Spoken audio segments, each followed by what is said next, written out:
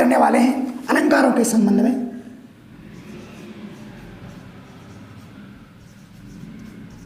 अलंकार, अलंकार का सामान्य अर्थ होता है आभूषण, अर्थात अलम करोति इति अलंकारम, जो क्या करे, शोभा बढ़ाए, वह क्या है, अलंकार है, ध्यान रखना। और यहां हम बात करते हैं किसकी, काव्य की बात कर रहे हैं, हिंदी साहित्य की बात कर रहे हैं, तो हम क्या कहेंगे कि काव्य की शोभा बढ़ाने वाले शब्दों को क्या कहा जाता है, अलंकार कहा जाता है। पूरी परिभाषा अपन ये भी दे सकते हैं कि जिस प्रकार एक नारी की शोभा उसके आभूषणों से बढ़ती है, ठीक वैसे ही काव्य की शोभा अलंकारों से बढ़ती है। अतः काव्य की शोभा बढ़ाने वाले शब्दों को क्या कहते हैं, अलंकार कहते हैं। अलम करोति इति अलंकारम, अर्थात जो क्या करे, शोभा बढ़ाए, वह क्या है, अलंकार है। परिभाषा अपन ये दे सकते हैं, पूरी परिभाषा जो मैंने आपको बताई वह भी लिखी जा सकती है। बात यही है कि काव्य की शोभा बढ़ाने वाले शब्दों को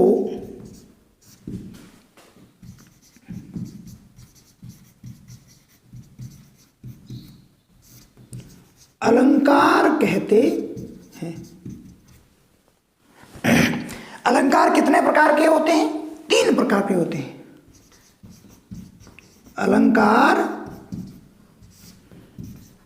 के कितने प्रकार हैं, 3 प्रकार के, या 3 प्रकार होते हैं अलंकारों के। कौन कौन से, नंबर 1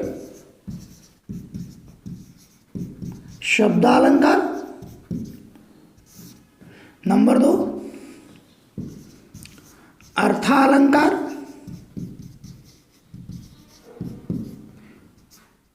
और नंबर 3 कौन सा,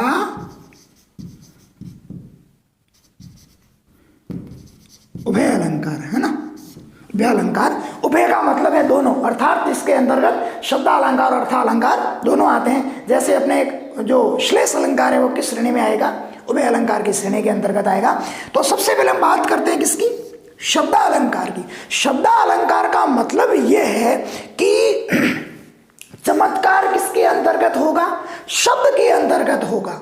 यदि शब्द परिवर्तित कर दिया जाए या उसका पर्याय रख दिया जाए तो चमत्कार गायब हो जाएगा, ध्यान रखना।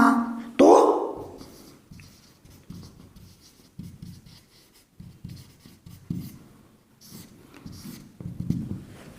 जहां शब्द में चमत्कार प्रकट हो या व्याप्त हो, है ना। चमत्कार किसमें होगा, शब्द में होगा। जैसे अपन कोई उदाहरण, जैसे कि अपन ये लेते हैं कि भजन कयो ताते भजो, भजन एको बार दूरी, भजन जाते कयो सोते भजो गंवार, यमक अलंकार का उदाहरण है। अगर इसकी जगह भजन शब्द का अर्थ भजना है या फिर आराधना करना है, अगर हम मान लीजिए भजन की जगह आराधना लिख दें या भाग जाना लिख दें तो वहां चमत्कार प्रकट नहीं होगा। या फिर अपन ये कह दें कि कनक कनक ते चौगुनी मादकता आदि काय, यो खाए बोराए जग वो पाए बोराए। तो जहां कनक और कनक शब्द आया है वहां देखो कि कनक शब्द का अर्थ धतूरा है, कनक का अर्थ सोना है। अगर हम मान लीजिए कनक की जगह सोना लिख दें, धतूरा लिख दें तो चमत्कार गायब हो जाएगा।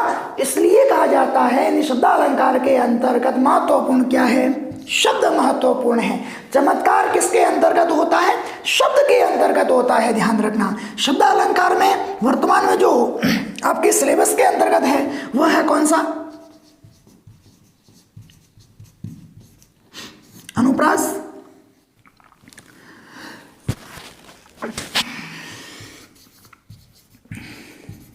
यमक और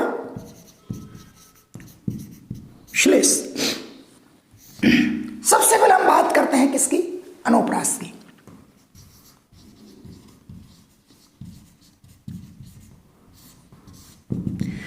अनुप्रास शब्द सामवेशम अपि स्वरस्य यत्। देखो अनुप्रास सामान्यतः हर एक काव्य पद के अंतर्गत अनुप्रास होता है, क्योंकि अनुप्रास के सामान्यतः मूल रूप से कितने भेद माने जा रहे हैं? 4 भेद मानते हैं। और पहले के विद्वानों ने इसके 5 भेद भी माने हैं, लेकिन लाटा अनुप्रास है वह कई विद्वान जो है अनुप्रास की श्रेणी के अंतर्गत नहीं रखते, क्योंकि लाटा अनुप्रास के अंतर्गत मूल रूप से क्या है कि उसके अंतर्गत शब्द के माध्यम से है वो उसमें चमत्कार दिखाया जाता है, जबकि अनुप्रास के अंतर्गत प्रत्येक में क्या किया जाता है, जो 4 भेद है उसमें वर्ण के माध्यम से जो है वो चमत्कार प्रकट किया जाता है। हम परिभाषा ये देते हैं कि जहां समान वर्ण की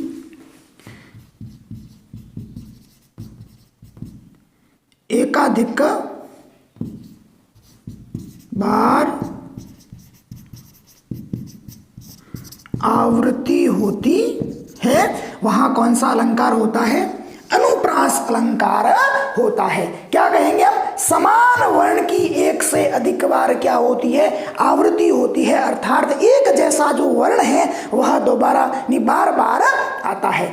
अनुप्रास के जो 4 भेद है वो कौन कौन से हैं? देखो, एक तो है 6 का अनुप्रास, दूसरा है वृत्यानुप्रास, तीसरा है श्रुत्यानुप्रास, चौथा है 6 का प्रत्यय श्रुत्या अंत्य। ये 4 भेद है। और एक और भी जो माना जाता है 5वां, जो इसकी श्रेणी के अंतर्गत नहीं है, वो अलग रखा जाता है, वो है क्या? लाटा अनुप्रास। ध्यान रखना। तो सबसे पहले हम बात करते हैं किसकी? 6 का अनुप्रास की। याद रखो, 6 का प्रत्यय श्रुत्या अंत्य लाटा, 6 का प्रत्यय श्रुत्या अंत्य लाटा, 6 का प्रत्यय श्रुत्या अंत्य, देखो 6 का प्रत्यय श्रुत्या अंत्य और लाटा, ये 5 भेद हैं। सबसे पहले हम बात करेंगे 6 का अनुप्रास, जहां एक वर्ण की क्या होती है? आवृत्ति होती है। देखो, एक वर्ण की आवृत्ति का मतलब ये है कि एक वर्ण तो आता ही है कि भाई कोई शब्द जैसे कोई पद दिया हुआ है, उसके अंदर उस समान वर्ण की एक बार और आवृत्ति हो जाए तो वहां कौन सा अनुप्रास होता है? 6 का अनुप्रास होता है। ध्यान रखना। मतलब ये कि कोई भी पद है, अगर दूसरा अलंकार पद के अंतर्गत, जैसे मान लीजिए विशेष लिखना होता है 12th क्लास के अंतर्गत, बोर्ड क्लास के अंतर्गत, तो उस स्थिति के अंतर्गत अगर मान लीजिए आपको और कुछ समझ में नहीं आ रहा है तो आप क्या लिख दो? सीधा अनुप्रास अलंकार तो लिख ही दो, क्योंकि 5 में से एक न एक भेद उसमें अवश्य होता है। ध्यान रखना। वृत्या अनुप्रास का मतलब ये बार बार आवृत्ति, यानी कि एक से अधिक बार या दो से अधिक बार उसके अंतर्गत क्या होती है? वर्णों की आवृत्ति होती है। जैसे भगवान भास्कर बुरी भीति भगाइए, या फिर चारु चंद की चंचल किरणें खेल रही थी जलथल में, काले कुत्सित कीट का कुसुम में क्या काम था। ये सारे के सारे उदाहरण है वो किसके हैं? वृत्या अनुप्रास के हैं। श्रुत्या अनुप्रास का मतलब क्या है? श्रुति का मतलब है उच्चारित जो शब्द है, मुख से बोले जाने वाले, वो उच्चारण मुख के एक ही भाग से यदि उच्चारित हो रहे हैं, मुख के एक ही भाग से यदि उच्चारित हो रहे हैं तो वहां कौन सा है? ध्यान रखना, श्रुत्या अनुप्रास है। देखो, मुख के एक ही भाग से कैसे? जैसे मान लीजिए जो उच्चारण स्थान है, अकुह विसर्जने नाम कंठ, ईचु यशा नाम तालु, हिटु ऋषा नाम मूर्धा, लिर्तुलसा नाम दंता, उपद्यमान ओष्टो, वकार से दंतोष्ट, ए आई कंठ तालु, ओ आउ कंठोष्ट, है ना। तो मतलब मुख के एक ही भाग से उच्चारित, जैसे मान लीजिए क ख ग घ ड़, ये 5 वर्ण, ये मुख के कौन से भाग से उच्चारित होते हैं? कंठ से उच्चारित होते हैं। इचु यशा नाम तालु, ई च य, है ना, छ छ ज झ, ये जो है वो कहां से उच्चारित होते हैं? मुख के कौन से भाग से उच्चारित होते हैं? तालु से उच्चारित होते हैं, है ना। री ठ ठ ड ढ ण, ये सारे या श जो है वो मुख के मूर्धा से उच्चारित होते हैं। तो इस प्रकार से मुख के यदि किसी एक ही भाग से उच्चारित हो रहा है तो वहां पर कौन सा है? श्रुत्यानुप्रास है। जैसे उदाहरण के तौर पर अपन ये कह दें, है ना, दिनांत था थे दीनानाथ डूबती, है ना, द न थ द न। इस प्रकार से देखो ये वर्ण जो है वह समान नहीं है, लेकिन क्या है, मुख के एक ही भाग से उच्चारित हो रहे हैं। कहां से उच्चारित हो रहे हैं? त थ द ध न। लिटुलसानाम दंता, मतलब कहां से? दंता से उच्चारित हो रहे, मतलब मुख कहां स्पर्श हो रहे, मुख के जीभ जो है वो कहां स्पर्श हो रही है? दांतों से स्पर्श हो रही है। तो यहां कौन सा है? श्रुत्यानुप्रास है।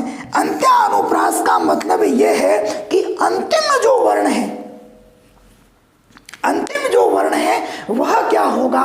समान होगा। जैसे खूब लड़ी मर्दानी, वह तो झांसी वाली रानी थी। अंत में ई वर्ण जो आ रहा है वह समान है, तो इसलिए वहां कौन सा हो गया? अंत्यानुप्रास हो गया।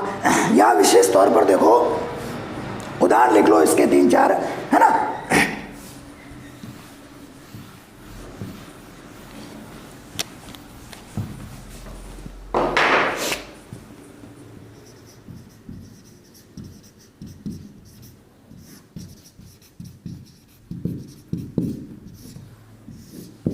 जहां समान वर्ण की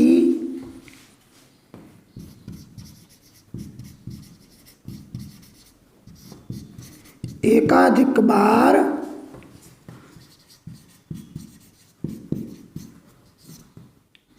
आवृत्ति हो। उदाहरण लिखो,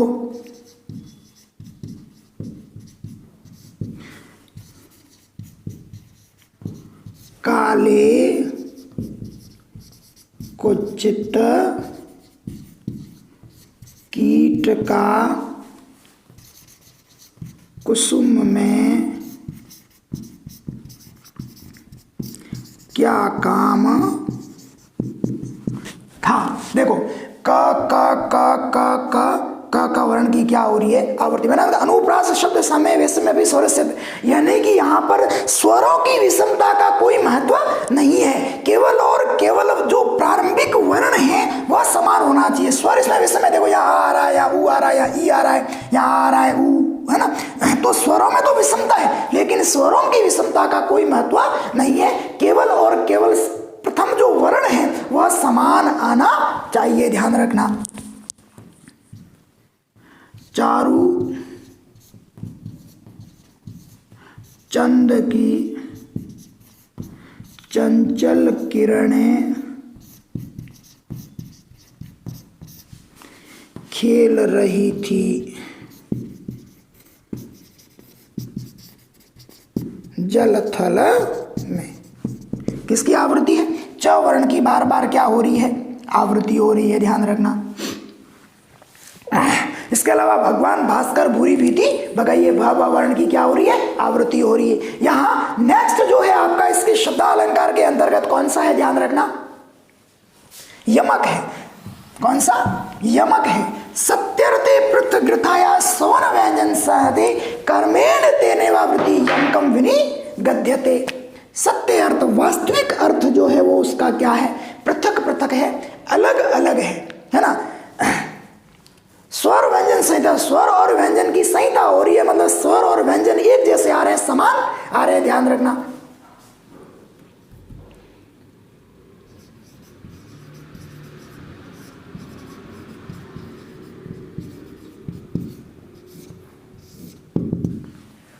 क्या परिभाषा दोगे? जहां देखो पहले अपने पढ़ा था समान वर्ण की एक से अधिक बार क्या हो रही थी? आवृत्ति हो रही थी। यहां अपन पढ़ेंगे जहां समान शब्द की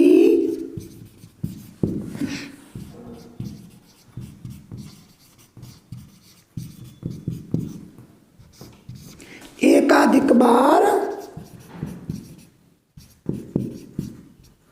आवृत्ति हो तथा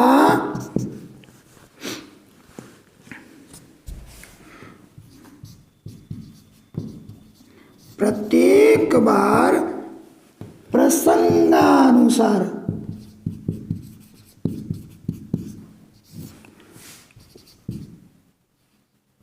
उनका अर्थ भिन्न भिन्न हो। तो कौन सा अलंकार होगा? यमक अलंकार होगा। ध्यान रखना, जहां समान शब्द की एक से अधिक बार आवृत्ति और प्रत्येक बार उसका अर्थ क्या होगा? अलग अलग होगा, भिन्न भिन्न होगा, तो वहां कौन सा अलंकार होगा? यमक अलंकार होगा। उदाहरण के तौर पर देखो, तो परवारो उर्वशी सुनो राधिके सुजान, तू मोहन के उर्वशी हवे उर्वशी समान। देखो यहां पूरे शब्द के अंतर्गत देखो कि समान शब्द कौन सा है? उर्वशी, उर्वशी और उर्वशी। यहां दुआ क्या कह रहा है? ये भगवान श्री कृष्ण से संबंधित राधिका जी का वर्णन है। इसके अंतर्गत राधा की प्यारी सखियां राधा को समझाते हुए क्या कह रही है कि तो परवारो उर्वशी सुनो राधिके सुजान। अरे चतुर राधिका जी, आप हमारी बात तो सुनिए। आप तो इतनी सुंदर है कि आप पर तो हम किसको न्योछावर करने को तत्पर है। इंद्र की अप्सरा जो उर्वशी है उसको भी न्योछावर करने के लिए समर्पित है, तैयार है। तो पहले उर्वशी शब्द का अर्थ क्या है? इंद्र की अप्सरा उर्वशी, उर्वशी। दूसरा, तू मोहन के उर्वशी। अरे राधिका, तू तो किसके हृदय में बसी हुई हो? हार्ट ऑफ भगवान श्री कृष्ण, गॉड ऑफ श्री कृष्ण है ना। तू तो भगवान श्री कृष्ण के हृदय में बसी हुई। उर्वशी मतलब कहां बसना? हृदय में बसना। तू तो भगवान श्री कृष्ण के हृदय में बसी हुई हो। किसके समान हो गई हो? उर्वशी समान, मतलब हृदय पर धारण किए जाने वाले, उर पर बसने वाले आभूषण के समान, है ना। हृदय पर धारण किए जाने वाले आभूषण के समान तो किसके हृदय में बस गई हो? भगवान श्री कृष्ण के हृदय में बस गई हो।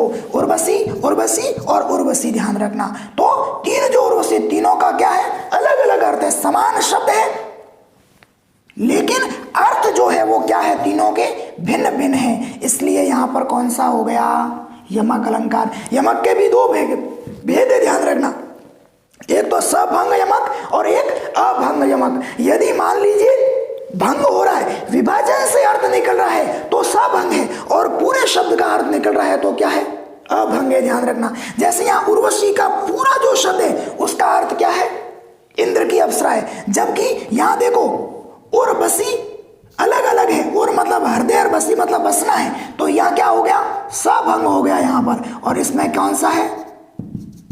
अभंग है। ध्यान रखना। तो इस प्रकार से भी दो भेद किए जा सकते हैं। किसके? यमक के, सभंग और अभंग। ध्यान रखना। श्लेष के भी दो भेद होते हैं, सभंग और अभंग। अब देखो और उदाहरण लो कोई भी, जैसे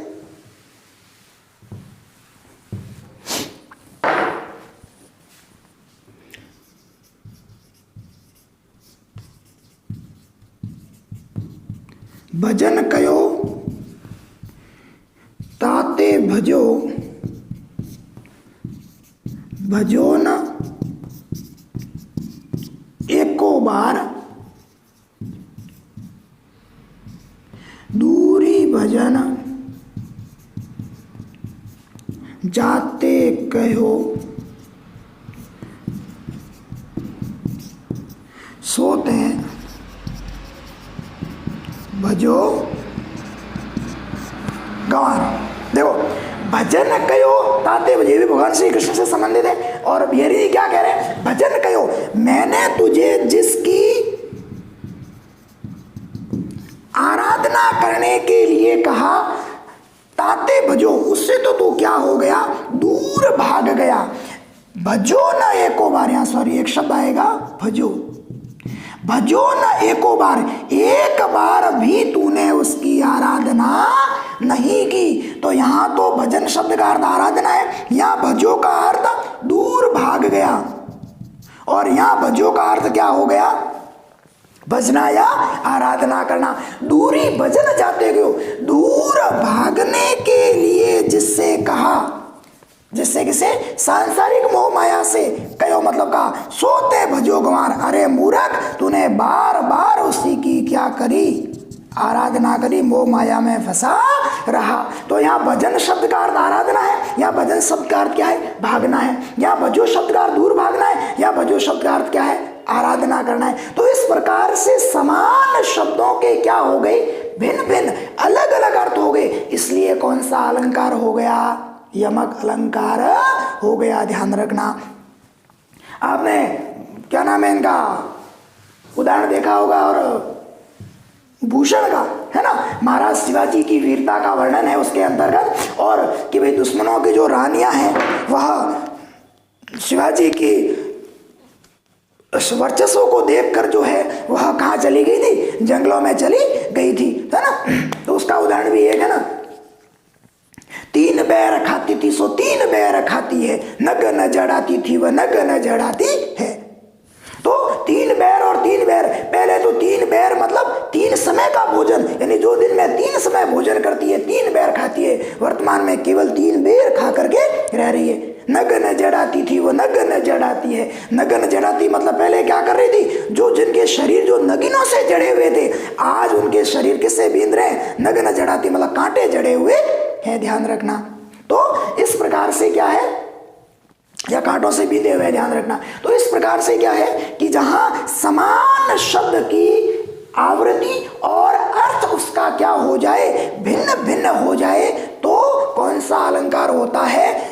शब्दालंकार के अंतर्गत यमक होता है। तीसरा जो है वह है कौन सा? श्लेष अलंकार। श्लिष्टे पद अर्थे कार्ते विधाने श्लेष उच्यते, है ना। श्लिष्ट अर्थ जो है, संपूर्ण अर्थ है, वह एक शब्द के कई हो सकते हैं। ध्यान रखना, है ना।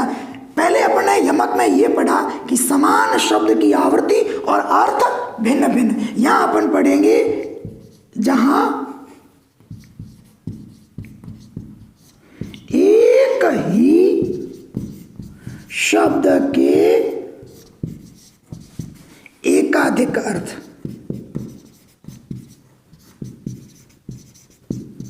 हो। देखो, पहले अपन ने पढ़ा समान शब्द की आवृत्ति और अर्थ भिन्न भिन्न। यहां शब्द क्या होगा? एक होगा, और उस एक शब्द के भी बहुत सारे क्या होंगे? एक से अधिक अर्थ होंगे या बहुत सारे अर्थ होंगे। जैसे उदाहरण के तौर पर जो प्रसिद्ध उदाहरण आपको पता ही है वो तो है ना, पानी गैन उबरे मोती मानस चून वाला। पानी शब्द के क्या है? 3 अर्थ है। यहां अपन उदाहरण ले लेते हैं। सुबरन को ढूंढत फिरत कवि